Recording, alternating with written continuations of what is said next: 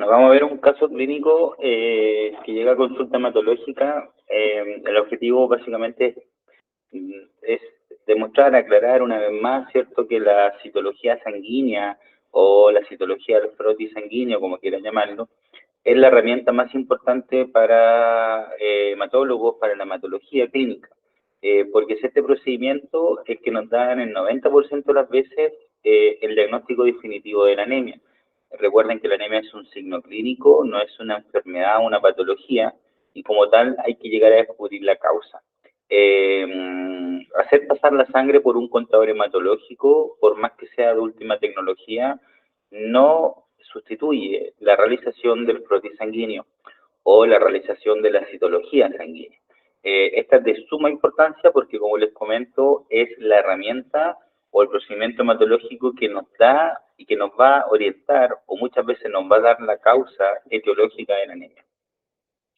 Bueno, tenemos acá a una hembra canina de 9 años que en el 2016, como único antecedente remoto de anamnesis, que había presentado una anemia por Ehrlichia, pero nunca quedó claro el diagnóstico porque no se hicieron las pruebas pertinentes, pero sí se decidió tratarla con doxiciclina.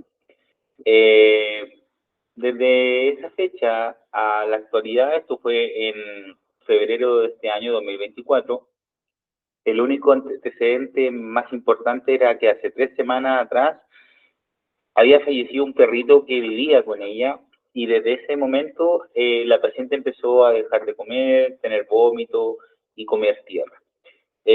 Presentó las mucosas blancas, según la propietaria, la llevaron al médico veterinario y le tomaron los exámenes. Bueno, este dato que está acá, donde el paciente pasa por un episodio de estrés o fisiopatológicamente diestrés, es muy importante como dato anamnésico para llegar al diagnóstico que vamos a conocer un poco más adelante, ¿ya? Así que ahí les voy a retomar un poquito más ya eso. El día 2 de febrero entonces le toman los exámenes, ¿ya? Y en el perfil bioquímico no hay mayor alteraciones, salvo que una disminución del colesterol total, pero no hay mayor antecedente ni de reactividad hepática, ni de disminución de la tasa de filtración glomerular, nada bioquímicamente. El mismo día entonces, el primer hemograma, ella presenta una anemia, desde el punto de vista del hematocrito, un 17%, que es una anemia grave. Acuérdense que bajo el 20% de los caninos considera una anemia grave. Morfológicamente es una anemia normocítica hipocrómica, ¿ya? Ojo que esto no significa que haya hipocromía en sangre periférica, no es indicativo de deficiencia de fierro.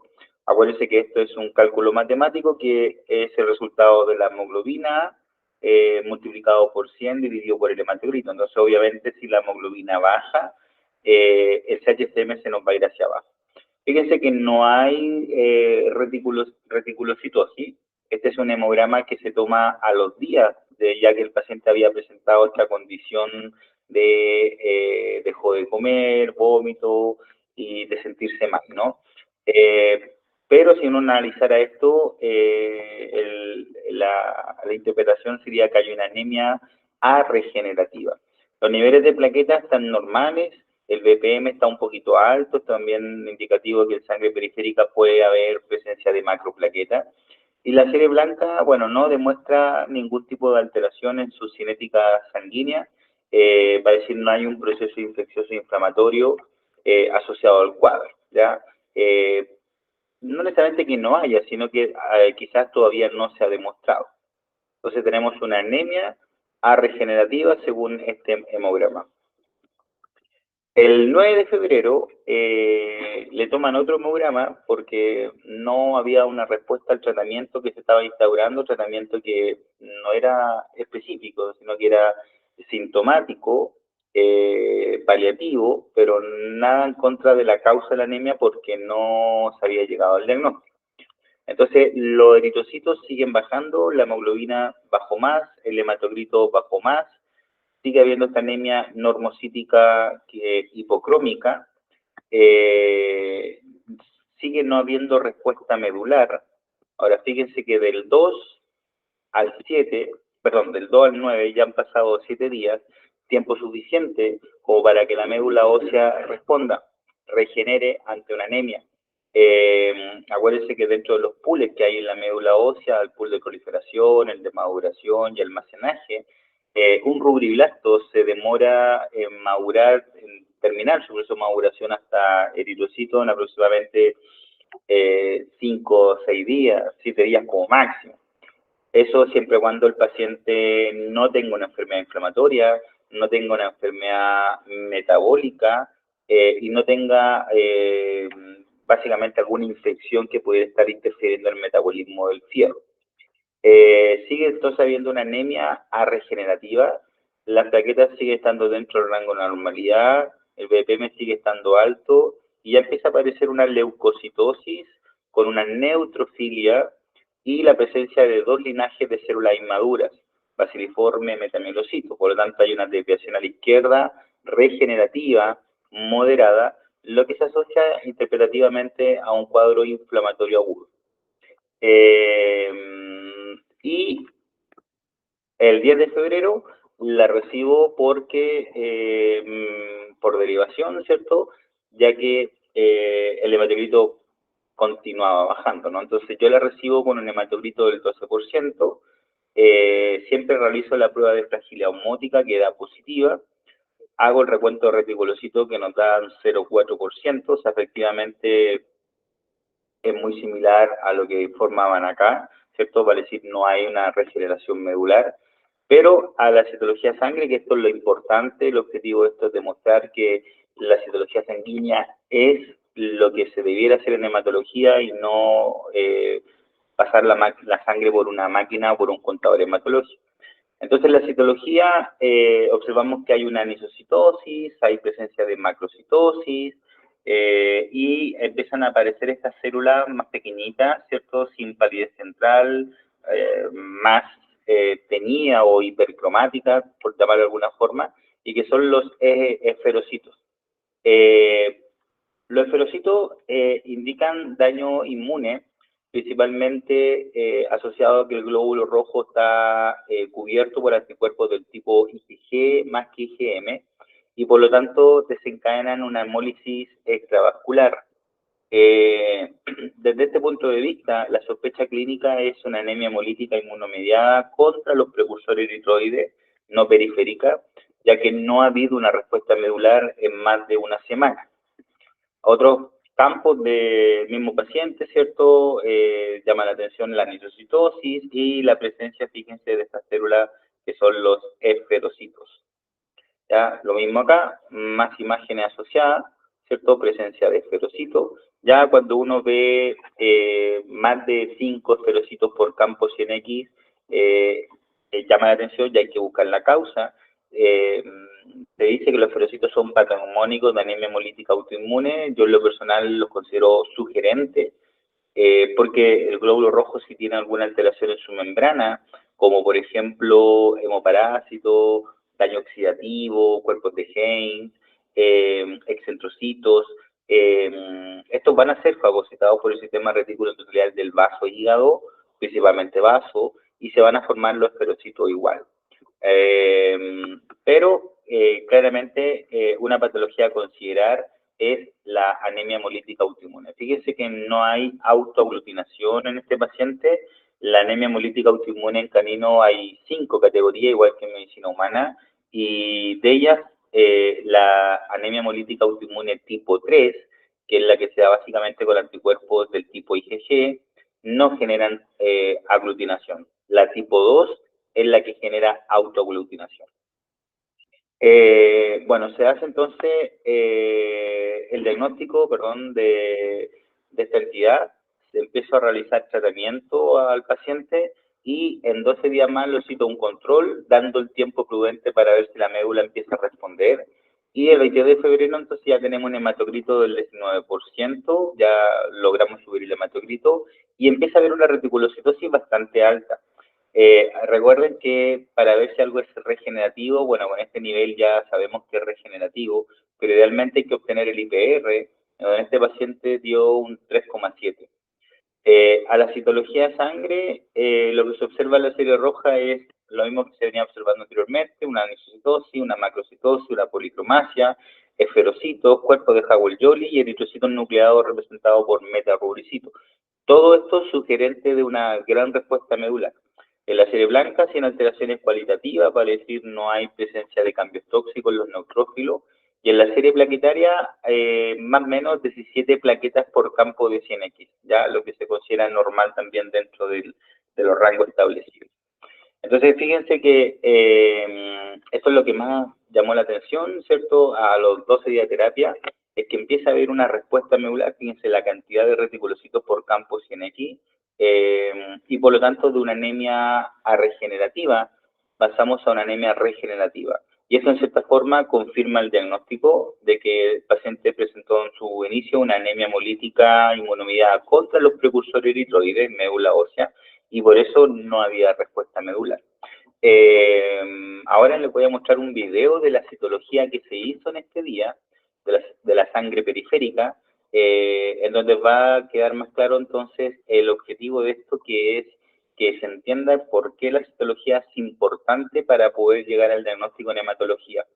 Si ustedes miran los hemogramas, y no haciendo una buena citología es imposible, ¿cierto?, que a través de estos números se pueda describir la causa. O sea, acá a lo más que van a llegar es que hay una anemia regenerativa. Y acá sigue habiendo una anemia regenerativa. Bueno, la anemia hemolítica autoinmune en caninos puede ser primaria o secundaria.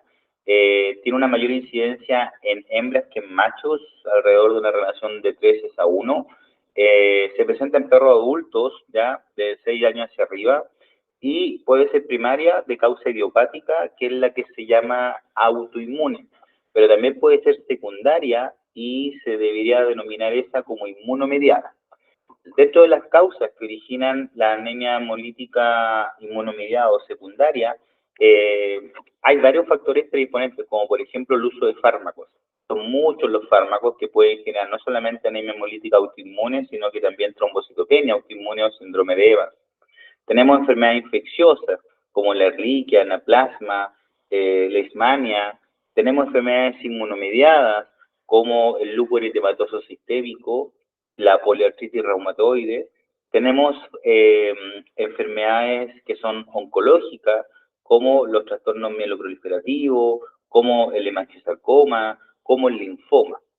Tenemos misceláneas que se dan por post-vacunaciones, en muchos casos que presentan este tipo de patología post-vacuna, y también está muy estudiado el estrés, ¿cierto? Hay muchos pacientes que desencadenan esta patología posterior a un cuadro de diestrés, y esto es lo más llamativo, o lo que personalmente me llamó más la atención en la anamnesis remota, donde el cliente, ¿cierto?, el propietario de la mascota menciona esto, y esto, entonces, como les comentaba, es importante para descubrir si puede haber una anemia hemolítica inmunomediada. La presencia de esferocitos en sangre periférica no discrimina si se trata de una anemia hemolítica primaria o secundaria, pero sí orienta a que es de origen extravascular. Eso sí que es importante. Así que bueno, ahora vamos a ver el video de la citología. Bueno, en esta citología de sangre, ahí tenemos, por ejemplo, que se observa una anisocitosis importante. Están viendo eritrocitos de distinto tamaño. También hay una policromasia importante. Fíjense, ahí al centro hay dos eritrocitos que tienen un tinte un poquito más morado, más basófilo. Son los llamados policromatófilos, que si esas células se hubiesen teñido con tinción vital, azul de cresil brillante, son los reticulocitos. Mucha bibliografía también le conocen como reticulocitos de estrés. En realidad a mí me gusta más la palabra policromatófilos, que es responsable de la policromasia observada en este frote además. Bueno, además ahí en el centro tienen un eritrocito nucleado correspondiente a un metarubricito ya en etapas finales. Fíjense que el núcleo está bien excéntrico. En un tiempo más va a ser expulsado ese núcleo y se va a convertir en un policromatófilo. Bueno, lo importante es que este paciente ya lleva 2 semanas bajo terapia y pasó a tener una anemia de una anemia regenerativa a una anemia regenerativa, pero se siguen observando los esferocitos. Fíjense los eritrocitos que son más pequeños, ya vamos a dejar uno ahí al medio para que enfocarlo de mejor forma. Ese es un esferocito compatible con esferocito, que son eritrocitos mucho más pequeños, que han perdido un pedazo, ¿cierto?, de membrana que ha sido fagocitado por el sistema retículo endotelial, principalmente en el vaso e hígado, y que se ha transformado en un eritrocito más pequeño sin palidez central, ¿no? Bueno, es importante también en estos casos de anemia hemolítica inmunomediada chequear el recuento estimativo de plaquetas. Fíjense esos puntitos moraditos que se ven entre medio de la célula y arriba tenemos un neutrófilo. Tiene un poco el citoplasma basófilo, un neutrófilo está un poquito tóxico y abajo hay una plaqueta. Normalmente uno contabiliza cuántas plaquetas por campo en aceite de inmersión ven y eso uno puede hacer un recuento estimativo. Y eso es importante porque hay muchos pacientes con anemia hemolítica inmunomediada, ya sea primaria, secundaria, contra eritrocitos en sangre periférica maduro o contra precursor eritroide en médula ósea, que desarrollan trombocitopenia inmunomediada, lo que se conoce como el síndrome de Evans. ¿Ya? ¿Qué más podemos ver? Ahí al centro hay un codocito, pero no es tan abundante. Ahí lo tienen, ahí al centro, ¿cierto? Esa célula que parece o tiene aspecto de dona. Bueno, los codocitos tienen múltiples causas, pero una de las causas más asociadas a cuando hay cuadro de regeneración es la misma regeneración, digamos. Ahí se ven bastante esferocitos de nuevo. Vamos a recorrer un poco a ver qué más encontramos. Otro eritrocito nucleado, ¿cierto? Lo que habla de una hematopoiesis extramedular o una hematopoiesis acelerada. Fíjense la anisocitosis o la presencia de estos macrocitos. Ahí en el centro hay un cuerpo de Howell-Jolly, ¿ya?, que también tiene múltiples causas, pero si está asociado a anemia regenerativa, se considera parte de la regeneración. Ahí hay un neutrófilo, otro eritrocito nucleado. En fin, lo que más llama la atención entonces es esta anisocitosis, esta policromacia, esta macrocitosis, ¿cierto?, asociado a los policromatófilos, que en el fondo sabemos que son reticulocitos, y bueno, la presencia de esferocitos, lo que nos habla de un daño inmunomediado, principalmente a nivel extravascular, ¿ah? Eso también es súper importante, considerar que los esferocitos no discriminan entre si la causa de la anemia hemolítica inmunomediada es primaria o secundaria, pero sí hace pensar más en una causa extravascular. Y eso también va de la mano con que los anticuerpos que se dirigen contra los eritrocitos principalmente son del tipo IgG. Entonces, miren, vamos a recorrer un poquito más el frotis. Bueno, ahí hay restos de tinción, que queda un poco sucio el frotis, pero cumple el objetivo. ¿Ya? Por ahí aparece un fragmento de eritrocito que se llama esquistocito, lo que habla también, ¿cierto?, de cuadros de hemólisis. Miren la anisocitosis, la policromacia. Esto es lo que ustedes en los laboratorios le informa en cruce, leve, moderada, marcada. Vamos a cambiar de campo hacia el lado. Ahí que tenemos el neutrófilo y ese ahí voy a agrandar porque no veo bien. Linfocito. Tienen un linfocito normal, no está reactivo.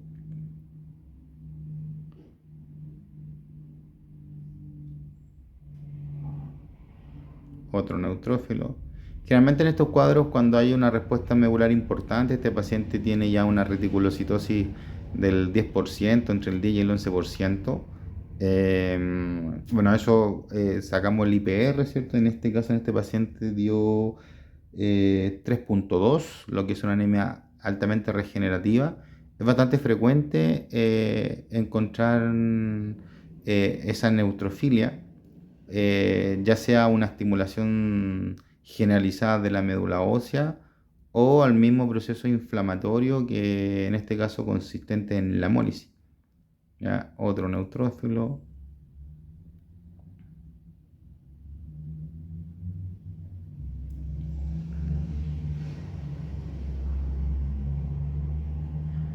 En la cantidad de esferocitos que se ven. Normalmente cuando